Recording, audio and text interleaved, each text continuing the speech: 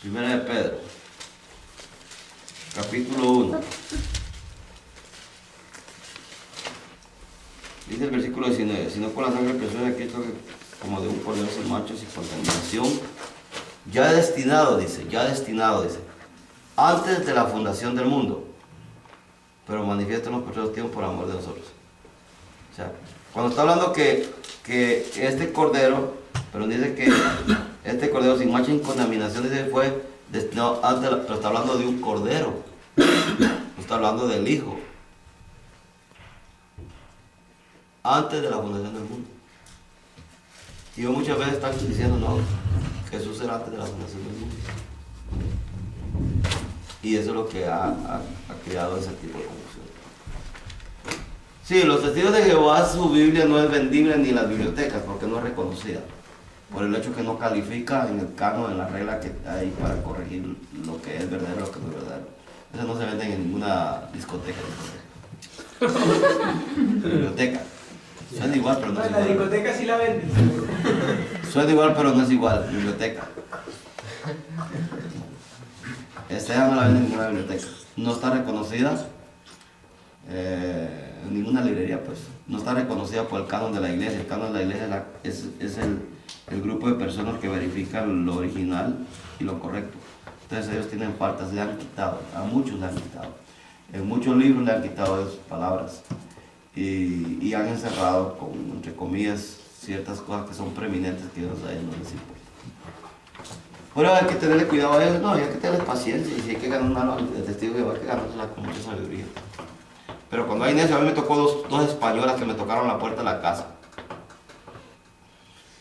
Y me dijeron, queremos hablarle de qué, les dije yo. No, que traemos un mensaje para ustedes, ¿de qué? Les dije, de la Biblia. Ah, ¿verdad? Espérenme que yo les voy a abrir allá. Entonces fui a la puerta principal para no entrar a la casa. Ya me quedé paradito con eso. Díganme, ¿qué es lo que ustedes quieren? Ustedes son testigos de Jehová, ¿verdad? Sí, mi Juan. ¿Ustedes por qué lo saben? Es fácil, lo traen la toalla en la mano. A mí quiere que lo han visitado usted. Claro que sí, somos muy buenos amigos. Y empezamos a hablar. Y me empezaron a decir algunas cosas. Y le dije, ¿no será que están equivocadas? Y yo, ¿por qué? Y le dije, saque su Biblia. Y la dice esto y esto y esto y esto. ¿Usted cómo sabe? No, léalo. Y empecé a decirle así, ¿no? Y al final cuando se dieron cuenta que yo sabía que sin tener la Biblia en la mano, la cerraron. Me dijo, ¿usted qué? No, le dije, yo conozco la palabra. Vamos a hablar sin esa parte de que ustedes son los mejores y yo no. Cortemos como tres seres humanos. Hablemos y pongamos cuerdos a lo que vamos a hablar, porque lo que pasa es que cuando ustedes no están de acuerdo en algo se ponen a discutir. Y es lo que yo no quiero, le pongamos cuerdos. Y nos pusimos a hablar.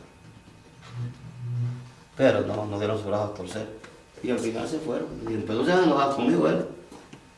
Porque me gustaría estar con ustedes un rato platicando. No, que ya no volvemos. Ya no volvemos. Se van a enojar conmigo. Me gustaría que volvieran. No volvió a aparecer, ¿verdad? Claro. Y no es que me estaba burlando de él, porque me quería conversar, porque me cayeron bien las conversaciones con él. Yo allá lo corrí con Timoteo 3:16 y con 2:4 lo corrí yo de la casa, Timoteo 2:4. Y al 6 lo corrí de la puerta de la casa de ella. Claro. Digo, dice, eso es lo que me decía a ustedes, que Dios es uno solo, digo, pero claro, ustedes ponen todo lo contrario, por lo menos, porque eso, todo Jehová es lo único para ustedes. Y claro, Dios habló en esa carne, pero Dios es el Dios que nos viene a recoger a la tierra, es el Señor Jesucristo. Viene por su iglesia. Claro. Ya no hablan más conmigo, se fueron. Claro. Bueno, entonces miremos los otros. O sea que la inspiración de Dios. Lo que pasa es que la Biblia fue inspirada, hermanos. Fue inspirada y no podemos quitar esa inspiración. Dios utilizó a los hombres y con sus propios labios, dio a conocer la palabra, porque Dios le habló a los hombres en el Antiguo Testamento, ¿no? Dios hablaba. Las escrituras son resultado del soplar divino de la misma manera que la comunicación humana se hace exhalar por la boca de un hombre. Los hombres santos de Dios capacitados para recibir la palabra de Dios, escribieron en obediencia al mandamiento divino que les guardará del error. O sea, revelaron verdaderamente verdades anteriormente desconocidas y verdades ya conocidas. Toda la escritura es inspirada por Dios, como dijimos. Ahora, revelación. ¿Qué es revelación? Es el hecho de que Dios, por el cual comunica directamente la verdad desconocida anteriormente por el hombre. La revelación descubre la verdad desconocida, mientras la inspiración cuida la comunicación de tal verdad. Todo lo que hay en la Biblia no ha sido revelado, pero todo ha sido inspirado.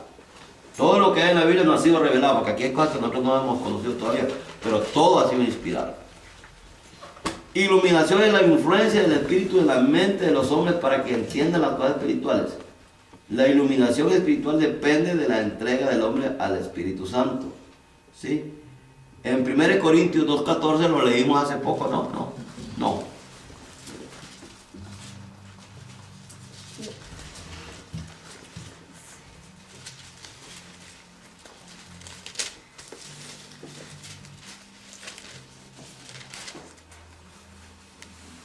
Primero Corintios 2:14 dice: mas a Dios gracias, el cual nos lleva siempre en triunfo en Cristo Jesús, y por medio de nosotros manifestado en todo lugar al olor de su conocimiento. Perdón, hermano, ¿la vez está? ¿Les dije 2 Corintios? No. 1 Corintios. 1 Corintios, yo estoy sí, pero no me cuadraba la lectura. 1 Corintios. Yo estaba en segunda. Sí. ¿Segunda qué dije? 14. 2:14. Ahí sí. Pero el hombre natural no percibe las cosas que son del Espíritu de Dios, porque para él son ¿qué? Locura, y no las puede entender porque sean discernidas espiritualmente. Porque ¿qué, hermano? Lo que pasa es que si vemos el versículo 13 dice: el cual también hablamos no con palabras enseñadas por sabiduría humana, sino con la enseñanza del Espíritu, acomodando lo espiritual a lo espiritual. Entonces, para el hombre natural, el hombre que no es de Dios, el hombre que no recibió al Señor, él no percibe las cosas que son del Espíritu de Dios, no las puede entender, es muy difícil. Por eso eso es lo difícil de muchas agrupaciones, porque pues los testigos de Jehová no tienen el Espíritu Santo, si no le creen, No, es que no entiendo. Bueno, y algunos grupos no tienen el Espíritu Santo. El Espíritu Santo es para enseñarnos las cosas de Dios. Por eso lo necesario de poder comprender algunas cosas es con el Espíritu de Dios. Y dice ahí, en el versículo que estamos leyendo, que para la gente eso es locura. Traigo un testigo de Jehová a un culto pentecostal y ellos están locos. ¿Ustedes han alguna reunión de testigos de Jehová? Sí, hermano, yo vi una vez. Yo nunca vi. Eso es una cosa. Yo estuve con él. ¿Qué hacen ahí, hermano? Yo no oro. ¿Qué hacen? Un acto ceremonial. ¿Conferencia? Sí, una conferencia. Unos actos ceremoniales ahí, como ir a alguna conferencia de una escuela. Ustedes no tienen lo que nosotros tenemos. Sobre todo que ellos tienen otras maneras de hacerlo, pero bueno, hay que ser Dios se encargue de eso. Ellos no van a percibir las cosas de Dios porque no tienen el Espíritu de Dios. Para ellos les parece locura. No las pueden entender porque se han de discernir espiritualmente. Ahora, si retrocedemos un poquito y leemos el 10, desde el 9, antes bien como está escrito, cosas que ojo no vio, ni oído yo, ni han subido en corazón de hombre, son las que Dios ha preparado para los que le aman. Pero Dios nos las reveló a nosotros. ¿Cómo las reveló? Por el Espíritu. Por el Espíritu. Porque el Espíritu todo lo escudriña, aunque lo profundo de Dios. Porque ¿quién de los hombres sabe las cosas del hombre, sino el espíritu del hombre que está en él. Así tampoco nadie conoce las cosas de Dios, sino el espíritu de Dios. Y nosotros no hemos recibido el espíritu del mundo, sino el espíritu que proviene de ¿quién? De Dios, para que sepamos lo que Dios nos ha concedido. Amén. Lo cual también hablamos no con palabras enseñadas por sabiduría humana, sino con las enseñanzas, sino con las que enseña el Espíritu, acomodando lo espiritual a lo espiritual. Y por eso dice el 14, el hombre no lo puede percibir, porque son espirituales. Bueno, o sea que ese es uno de los puntos muy interesantes. La revelación es la acción y el efecto de revelar divinamente la mente de Dios. Si hablamos de la verdad, la palabra exacta es revelación. Si hablamos de la mente y el corazón del hombre, es exacta usar la palabra iluminación. La revelación de la verdad ilumina la mente y el corazón del hombre. Nosotros creemos en la inspiración plenaria, es decir, la inspiración de toda la Biblia. La inspiración parcial es errónea. Hay quienes dicen que la Biblia contiene palabra de Dios. Nosotros creemos que la Biblia es la palabra de Dios. Sí, porque uno dice que la Biblia contiene palabra de Dios. No, nosotros creemos que la Biblia es la palabra de Dios. No es que contenga, toda la palabra de Dios. ¿Sí? Entre estas dos declaraciones hay una diferencia muy importante. La Biblia contiene la palabra de Dios o la Biblia es la palabra de Dios. Asegurémonos de que conocemos la diferencia. ¿Sí? Porque es que si no conocemos la diferencia, entonces nos vamos a quedar ahí como diciendo cuál será. ¿Por qué creemos en la inspiración plenaria completa? Jesús aprobó completamente el Antiguo Testamento. Desde allá Jesús empezó a aprobar lo que es el Antiguo Testamento. Miremos Mateo 5. Mateo 5.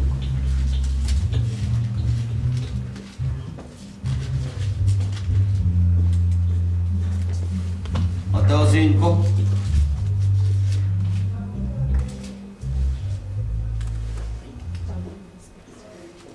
Dice el versículo 17: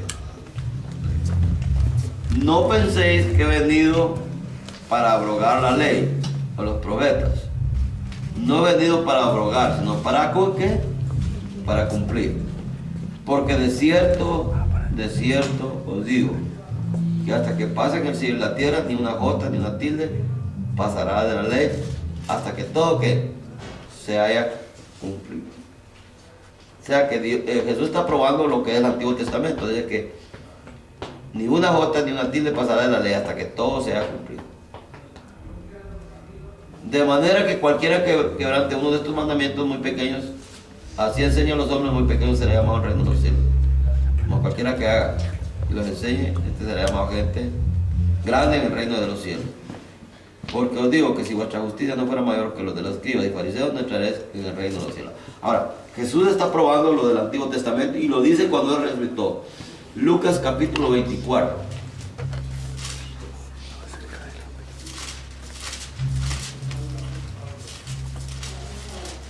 ...44... ...44... ...24... ...44...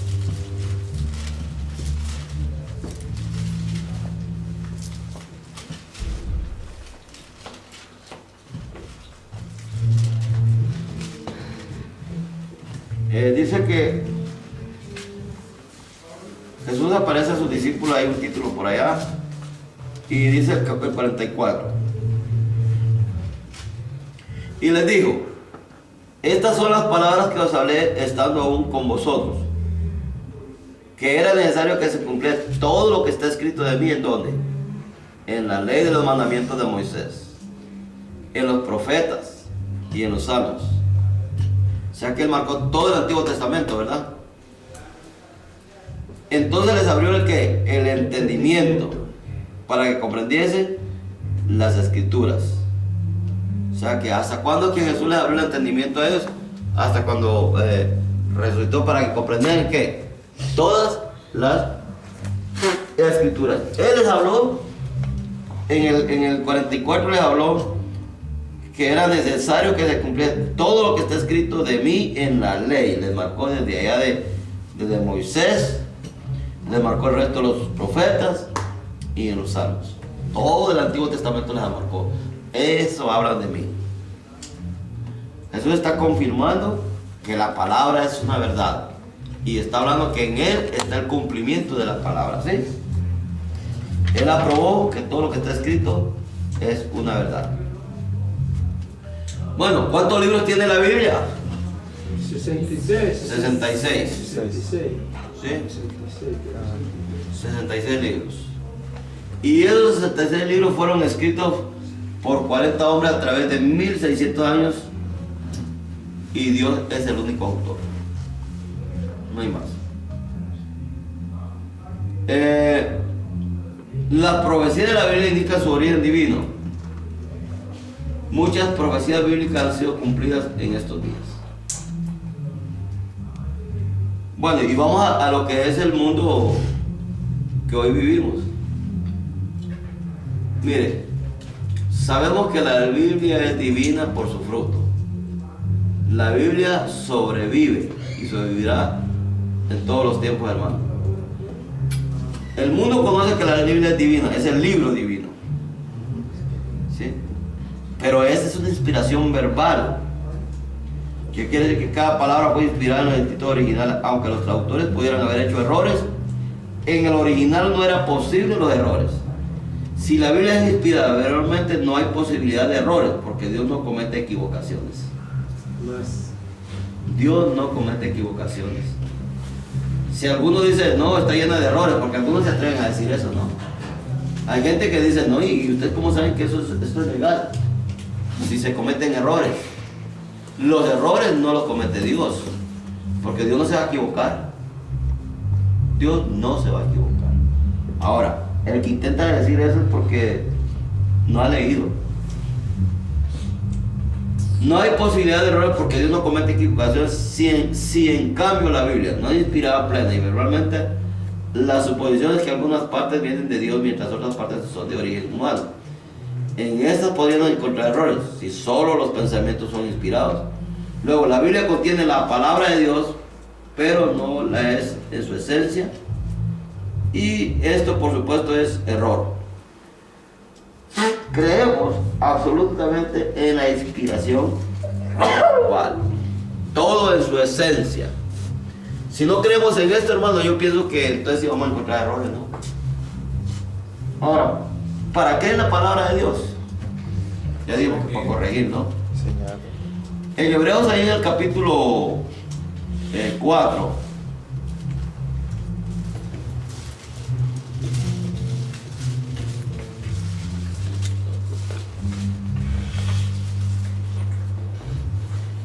dice el versículo 12, a ver quién me lo lee, así dejo yo de leer un poco.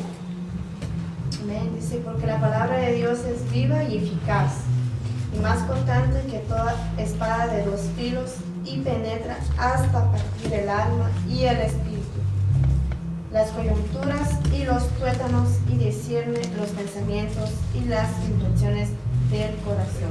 Amén. Mire, porque la palabra de Dios, que es este libro, es que viva, viva. Es una palabra viva. Nosotros no tenemos un libro muerto, hermanos. Esta palabra es vida. Está viva. Y dice, y es que eficaz. ¿Sí? Lo más eficaz que usted puede tener en su vida es la palabra de Dios. ¿Cuántas veces la palabra no? Mira, hermano, si no fuera eficaz, ¿qué entonces estaría nosotros acá? Esa es la que nos ha enseñado a nosotros, nos ha moldeado. Es viva y eficaz. Viva y eficaz.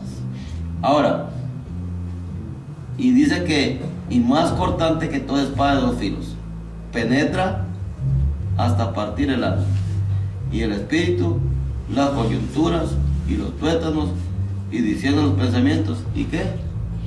Y la intención del corazón. Esa es la palabra. Que esa penetra hasta allá a partir el alma. ¿Ves? Como el alma está muy dividida, ¿no?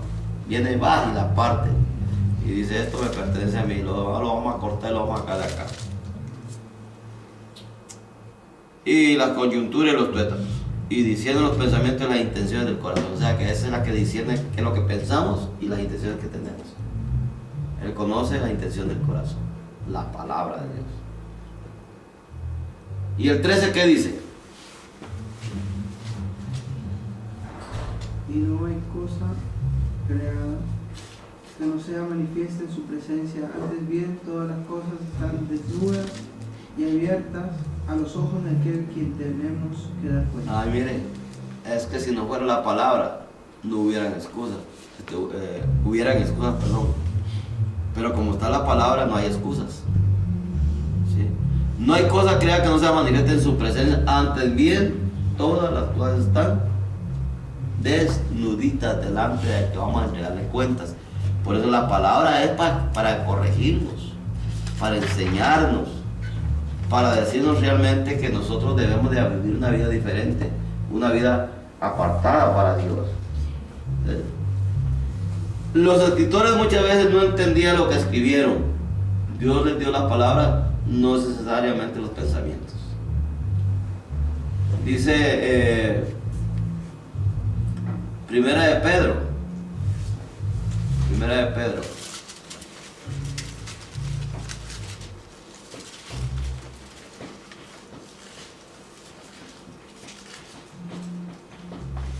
1:10.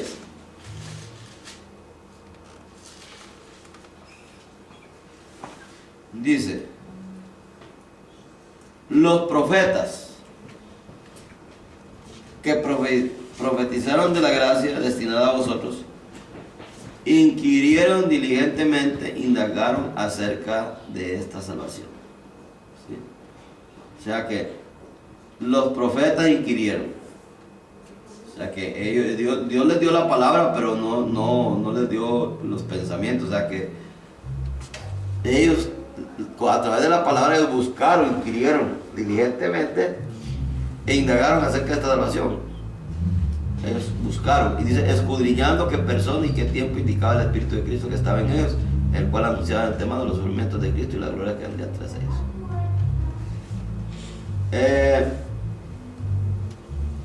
La Biblia sería inexacta si no fuera inspirada verbalmente. Las palabras sencillas tienen importancia, y eso es lo que vamos a ver ahorita. Palabras que parecen que no tienen, que usted la lee aquí en la Biblia y le parece a usted, ay, pensé que quedará decir, no tiene importancia. Tienen importancia, las palabras sencillas, y vamos a ver algunas. Pero pongámonos listo esto, vamos a ver algunas. Por ejemplo, Hebreos 12:27. Y esos son cuestionarios que vamos a comenzar a hacer ahí. 12:27.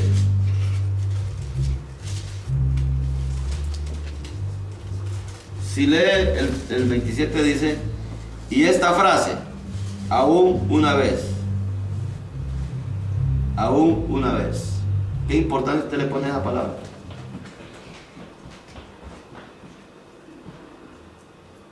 ¿Qué encontraría usted de esa palabra? Aún una vez. Un racito. No, porque dice aún una vez. Está repitiendo otra vez. Otra vez. Si usted puede ver el contexto, dice, indica la remoción de las cosas móviles como cosas hechas, para que queden las inconmovibles. ¿Entendió todo? No. Peor todavía, ¿no? Me dejó más confuso. Sí, porque dice, indica la remoción. ¿Qué es remoción? Remover. Remoción de las cosas móviles, las cosas que se pueden mover, ¿sí? Como cosas hechas, pero que quedan las inconmovibles. Yo creo que ni usted entendió. ¿Qué lenguaje, no? ¿Cuáles son las inconmovibles? Las inconmovibles. ¿Qué es inconmovible? Que no se mueve, que no se puede mover, que no pueden mover, las cosas que no se pueden mover. Pero las que se pueden mover, las conmovibles, Como dice aquí, mire, por eso usted tiene que, cuando esté leyendo, estas son frases que a veces se leen y como no le encuentra ningún sentido, las deja por alto y las pasa brincando, esa que se quede ahí. Dice, volvemos a leer. Aún una vez indica la remoción de las cosas móviles. La palabra aún una vez está indicando algo. La remoción de las cosas móviles. O sea, aún una vez quiere decir que está dando, va a suceder algo, ¿no? Que se va a remover. ¿Sí? Las cosas móviles nada más. Las cosas móviles. Como cosas hechas, como las cosas que se han hecho. Pero que queden las inconmovibles. ¿Cuáles son las inconmovibles? ¿Cuáles son las movibles? Lo de la tierra, Lo que hace el hombre. ¿Y las inconmovibles? la de Dios. Lo que hace Dios. Ahora sí la entendieron. Amén. Van a ser Estoy leyendo como más abajo y ahí explica un poco Ahí más. explica más. Pero cuando usted lee eso al principio no le pone importancia porque no le encuentra la relación, ¿no? Por eso a mucha gente le parece la Biblia como muy complicada. ¿Sí? ¿Qué dice más abajo, hermana Lilia? Dice, así que recibieron nosotros un reino inconmovible. Ahí está. Estamos diciendo lo que Ajá, Dios ajá. hace. Tengamos gratitud y mediante ella sirvamos a Dios agradándole con temor y reverencia. Ok. O sea que, ¿cuál es lo inconmovible? Las cosas de Dios. ¿Y las cosas que se mueven? Las cosas del hombre. Por eso Dios lo que ha hecho es mover nuestras cosas que nosotros hemos hecho, pero lo inconmovible es de Él. Hay un versículo que dice, ¿qué dice? Vamos a ver.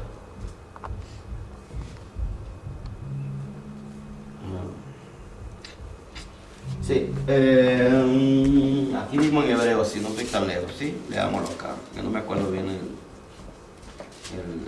los términos que dice ahí. Aquí en Hebreos,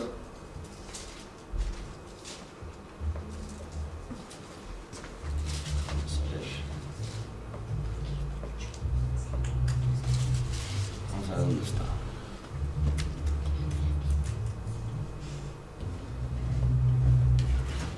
Sí, bueno, mientras me acuerdo porque no me acuerdo dónde está ese versículo, está en Hebreos. Bueno, lo que pasa es que dice que la palabra de Dios permanece para siempre, ¿sí? O sea, ese es inconmovible. Cielos y la tierra pasan. No, pero el hombre es como la flor del campo, como la hierba, más bien, del campo, ¿sí? Que un día florece, la flor se cae, la hierba se seca. ¿Sí? Esa es la inconmovible, esa es la movible.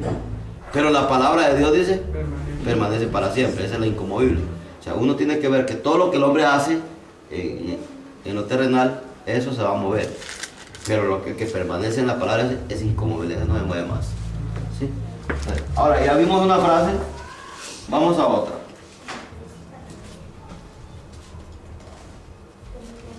Vamos a otra.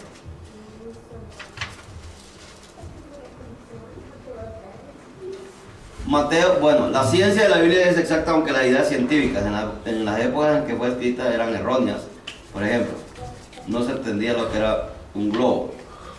El testimonio de Cristo verifica que la Biblia es inspirada verbalmente. Y en Mateo 5, ya lo leímos, pero vamos a volverlo a leer.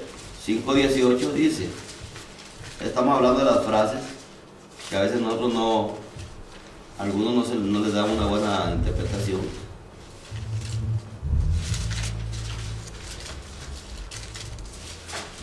Mateo 5:18 dice,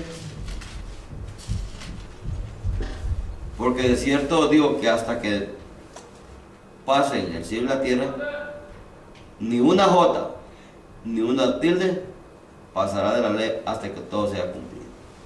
Y aquí vemos una cosa importante, cuando dice ni una jota ni una tilde. Y en otras traducciones se lee ni un punto ni una letra. En otras traducciones. Cuando usted lee eso, está hablando de gramática. Y quiere decir que la J, usted sabe qué es la J, ¿no? Y la tilde, ¿Por qué J? pues es la que hace separación. ¿Es lo que sabe una J? Ah, yo pensaba Una que coma. la J era Es una coma.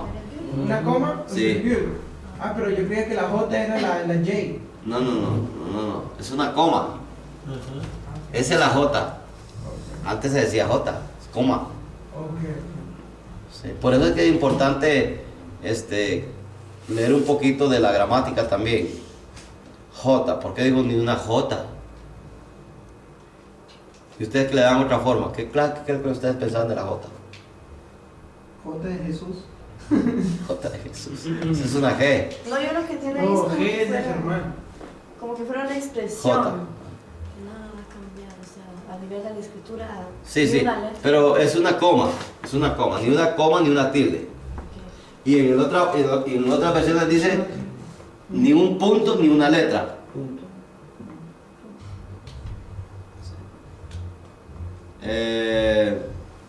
¿Un Ahora. tilde que es un punto? ¿Tilde? Sí, tilde, un acento, No sé. un acento.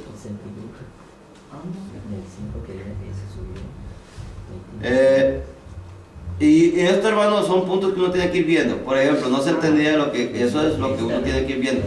Por eso el lector de la palabra tiene que utilizar diccionarios, no bíblicos, seculares. Pero en español son difíciles de encontrar. Yo no he encontrado. Claro, Ni en el internet. claro, yo tengo uno en internet. Yo no he podido encontrar. en Claro, yo internet. tengo el mejor. ¿Cuál es? ¿Cómo se llama el que utiliza en francés también? ¿La Cross? ¿La luz? La Rus. ¿Oh, sí? ¿Y lo tiene en línea? Claro. Wow. Eso me lo consiguió Rubén. Rubén se anda consiguiendo todo. La Rus en Yo le dije a que te necesitaba un y él me dijo, yo lo tengo, venga, y me lo metió en mi computadora. Y por eso uno cuando está, antes de predicar, tiene que verificar lo que va a decir. Porque recuerde que usted cuando uno predica allá arriba no se dice cualquier palabra. Tiene que estar seguro de lo que está diciendo. Pero yo cuando voy a decir algo que es incorrecto, yo hago primero la introducción para que me entiendan, ¿no? No para que digan que yo lo estoy diciendo solo por decirlo y que no sé. No, yo hago la introducción y le pregunto al pueblo para ver si entienden. Entonces yo lo hago para que comprendamos algunas cosas. ¿Sí? Es una manera para que así el pueblo también vaya saliendo de algunas cosas que no entiende. Entonces es necesario el diccionario en español. Aquí, cuando nadie tiene diccionario en español, ¿verdad? El español y francés, pero no es lo mismo. Yo tengo en francés también. No, yo tengo el francés también. Ustedes leen más en francés que otra cosa. Internet para Sí, pero se necesita también diccionario en francés. enciclopedia. Sí. Yo tengo la Rus. ¿Lee la Biblia en francés. francés? Sí, tengo. ¿Pero la lee en francés o en español? Te diría que como vengo el español y todo, prefiero el español. Claro. Pero a veces uno lo entiende también más en francés. Entonces se necesita el diccionario. Yo tengo diccionarios también, libros en la casa. Bueno, ahí está la librería española, que en San Lorán, ahí viene el diccionario. ¿Dónde? En San Lorán. En la Claro. calle de San Lorán, ya casi llegando al downtown, ahí está la librería. Librería española se llama, antes de la Sherbrooke. ¿Cómo se Ahí llama? está la librería, así, Sabía. librería española. Ah, librería en español. Son españoles ellos. Y ahí compré ese diccionario hace muchísimos años, ahí está todavía. Yo paso por ahí y ahí está la librería. Sherbrooke y Salvador. Antes de llegar sobre la San Lorán, comienza a correr para acá, ¿no? Entonces la Sherbrooke sube unas dos media cuadrita, una cuadrita, ahí está la librería. Bueno, entonces vamos a ver un punto bastante interesante aquí. Es que, como toda escritura es inspirada por Dios, ahora nosotros tenemos que conocer a Dios en sus profundidades. Los atributos que son de Dios que a nosotros nos inspiran, hermano, y nos constata y nos confirma que Dios es real. Y vamos a ver algunos atributos naturales y los atributos morales de Dios. ¿Sí? Así como el agua es húmeda y el fuego es caliente, así es Dios eterno. El agua es húmeda y el fuego es caliente, no es que el fuego es frío, pues. Es caliente y eso no lo cambia ninguno. Vaya a cambiar el fuego a otra posición, no, él es caliente. Así es el agua húmeda. Así es Dios eterno y también es inmutable. Estos atributos se pueden clasificar en dos clases, ¿sí? Los naturales y los morales. Hay que hacer una distinción entre un atributo y aquello que es la misma esencia de Dios. Para ilustrar esto, tomemos el ejemplo del agua. El agua químicamente es ¿qué? ¿Cómo es el agua? H2O. H2O. Pero el agua es húmeda. Un atributo del agua que es húmeda. Sin embargo, el H2O no es un atributo. El hidrógeno y el oxígeno son los elementos químicos que componen el agua. De la misma manera que Dios es inmutable. Lo que constituye uno de sus atributos, pero Dios es espíritu. Lo que no debe ser considerado como un atributo. Primero, Dios es ¿qué? Omnisciente. Y eso ya lo hemos leído, el Salmo 139. Usted da cuenta que ahí le dice todo. Perdón, hermano, ¿estos son los atributos morales o los Estos son los naturales. naturales? Los morales. Son los atributos Naturales, pero sí. naturales. Naturales. Dios es omnisciente. El Salmo 139 lo dice. En Proverbios 15:3 también lo dice: los ojos de Jehová están en todo lugar, mirando a los malos y a los buenos. Mirando a los malos y a los buenos. Entonces, esa es la omnisciencia de Dios. Significa que Dios es perfecto en el conocimiento. Él sabe todo, Él tiene conocimiento perfecto de todo lo que va a acontecer entre la familia humana y las naciones. Dios lo conoce todo. También hay que tener en cuenta que hay una cosa que Dios no conoce. A ver, ¿qué es lo que no conoce Dios? Alguien igual que él. Alguien igual que Él, otro Dios. Es lo único que Él no conoce. Él desconoce eso, que haya alguien igual que Él. El diablo lo quiso hacer y cuando lo echó para afuera. ¿Sí? Todo lo conoce menos eso. Que alguien que sea igual que Él. Gloria a Dios. Sí, no, y es que hay que tenerlo en cuenta. La omnipotencia de Dios, o sea, Él es omnipotente. No hay cosa difícil para Dios. No hay nada imposible para Dios. Él es omnipotente, todo lo puede. El poder de Dios no admite límites ni limitaciones, o sea, no admite linderos o paredes ni limitación. Satanás tiene poder sobre los hijos de Dios. Solo hasta donde Dios se lo permite. Sí, hermano, mire, Satanás tiene poder sobre los hijos de Dios, pero hasta donde Dios se lo permite. Si no, miremos Job. Él le dio autoridad que lo tocara hasta allá, pero hasta donde Dios le dijo, hasta ahí nomás, hijo. Hasta ahí nomás, Satanás, tú no puedes tocar a mi hijo, hasta ahí nomás. No le quites la vida. Por eso, hermano, no se aflija. Si está pasando por la tempestad más grande de su vida, eso no lo va a matar. No, porque Dios no le va a permitir al diablo que le quite la vida, porque la vida pertenece a Dios. No se desespere. Porque el plan de Satanás es desesperarlo a uno. Y ya no es que Satanás lo mate a uno, sino que la desesperación lo mata a uno. ¿Sí o no? No es, Satanás comenzó la bulla y le dejó ese nido de desesperación ahí. Y lo que lo está matando ya no es Satanás, sino que la desesperación que entró en la depresión. ¿Verdad que sí? Gloria a Dios. Eso es lo que nos mata a uno. Estoy desesperado y estoy así depresivo.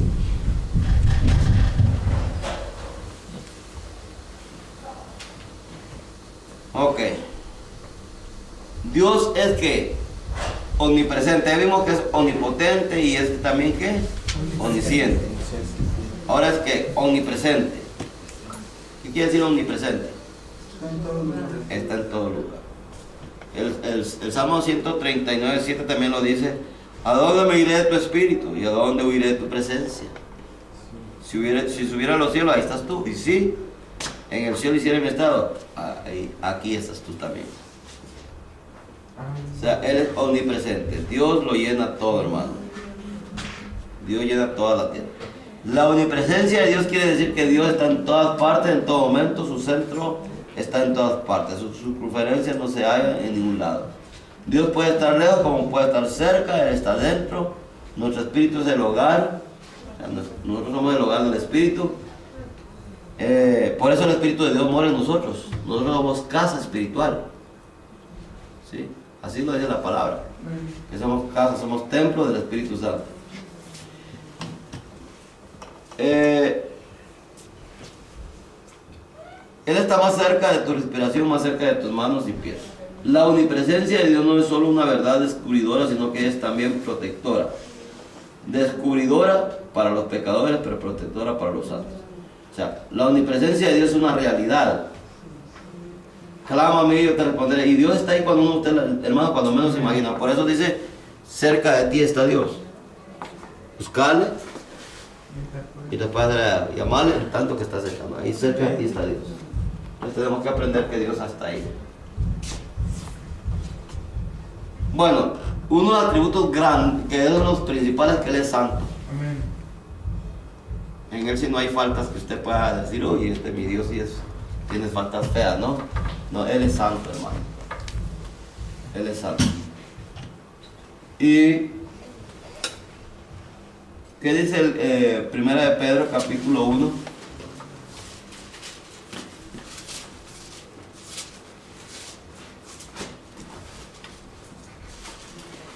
Y el versículo 13 dice: por tanto, ceñid los lomos de vuestro entendimiento, sed sobrios y esperados por completo en la gracia que sucederá cuando Jesucristo sea manifestado. Como hijos obedientes, no os conforméis a los deseos que antes teníais, estando en vuestra ignorancia, sino, como aquel que os llamó es santo, sed también vosotros santos. ¿En qué? En toda vuestra manera de vivir. O sea que nosotros no puede ser santo solamente en algunas cosas, en toda nuestra manera de vivir. Así que si uno es áspero en algunas cosas, tiene que suavizar eso en toda nuestra manera de vivir. Porque escrito está: sé santo. ¿Por qué? Porque yo soy santo. Amén. Y si invocad por Padre aquel que sea sección de personas juzga según la obra de cada uno, conducidos con temor todo el tiempo de vuestra peregrinación. O sea, esa es la parte principal. La santidad de Dios es el atributo que nos hará recordar más que ningún otro atributo.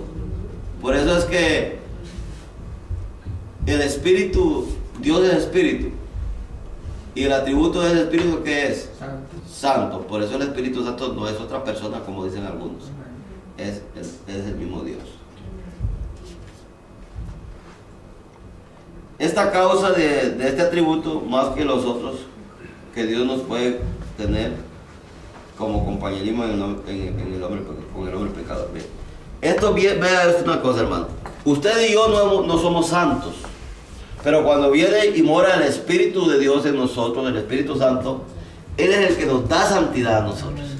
Por eso nos redarguye, nos corrige, nos enseña lo que tenemos que hacer, porque lo que el plan de Dios, el propósito de Dios es que hay que corregir al hombre para que se alcance santidad, ¿no?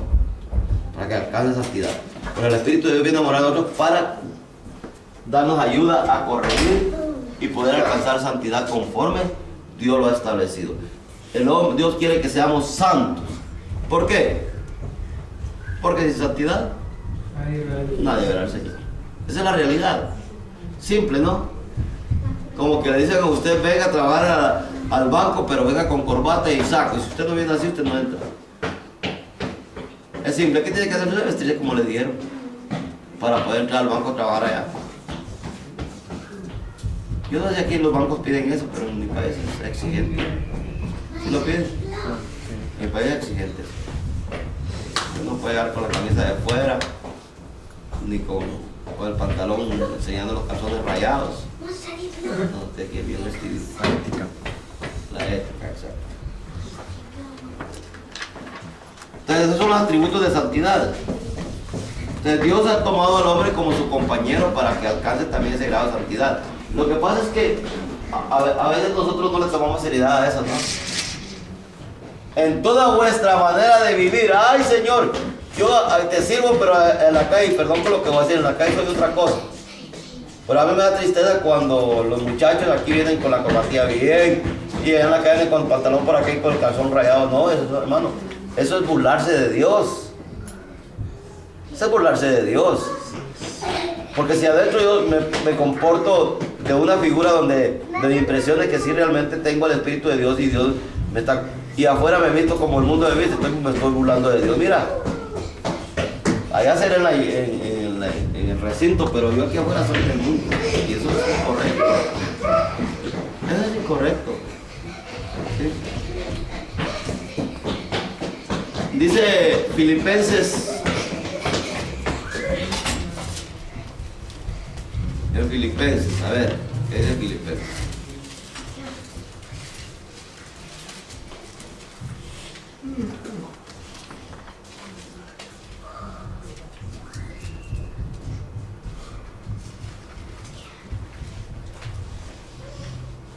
En el capítulo 2 y el versículo, vamos a ver,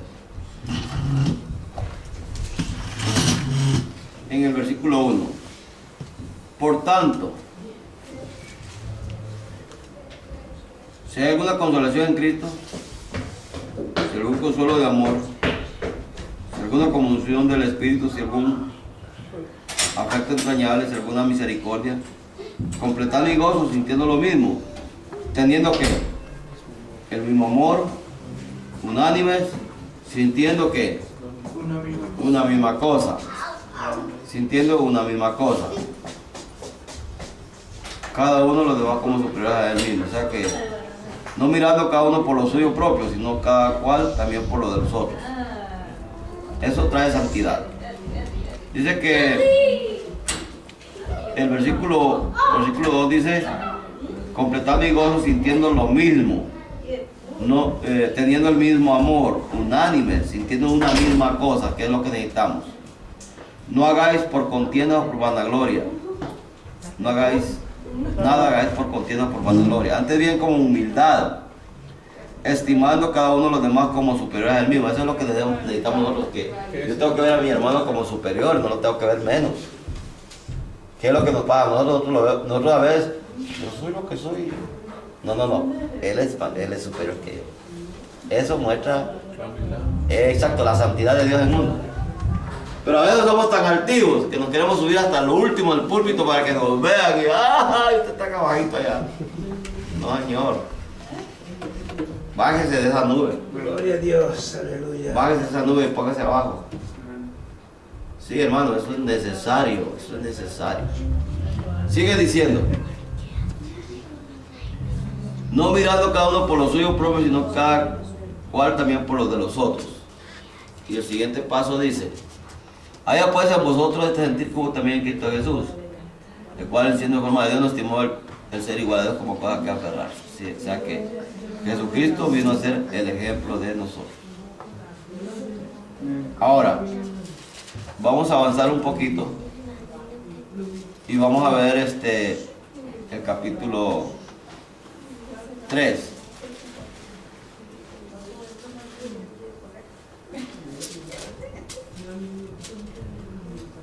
Y vamos a ver el versículo, el capítulo 3,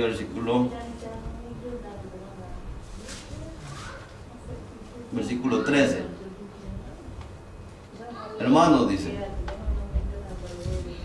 yo mismo no pretendo haberlo ya alcanzado, una cosa hago, olvidando ciertamente lo que queda atrás y extendiéndome a lo que está delante. prosigo a la meta del premio supremo llamamiento de Dios en Cristo Jesús.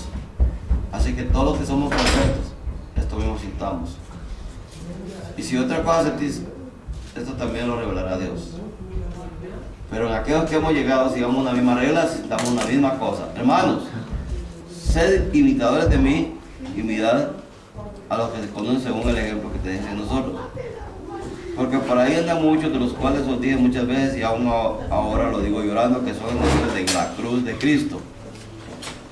El fin de los cuales será perdición, cuyo Dios es el vientre, para los que se van a ir a comer.